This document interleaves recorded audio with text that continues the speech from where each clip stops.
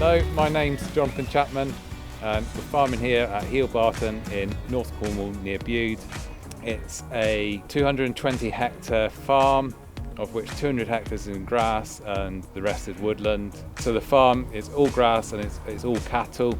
It's kind of got into the rotational grazing and that, trying to make more out of the grass and make more of what we can grow really well here. Quite interested with Rumi and the satellites to just to try and do what we want to do and get a better handle on our grazing through an automated measuring. The Rumi product takes its data from three sources. There's the Sentinel-1 satellite, the Sentinel-2 satellite and a grass growth prediction model. The Sentinel-1 satellite uses radar and it passes over the UK every 2 days, and as it's passing it's sending out a beam of radar. As it hits the ground and then bounces back, the objects it hits changes the polarization of that plane.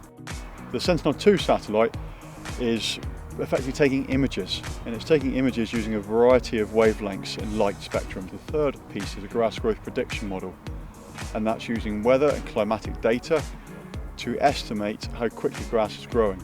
Got started with Rumi, basically, I saw it somewhere, I logged in and quite simple. I just started drawing some maps really of the farms and fields in.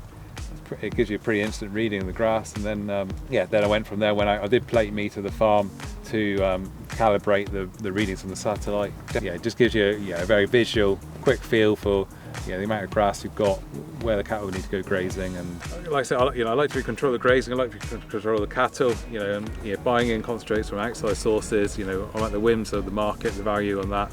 Whereas if I'm growing grass on this farm, other than buying fertiliser and that, largely in control of what's going on with that.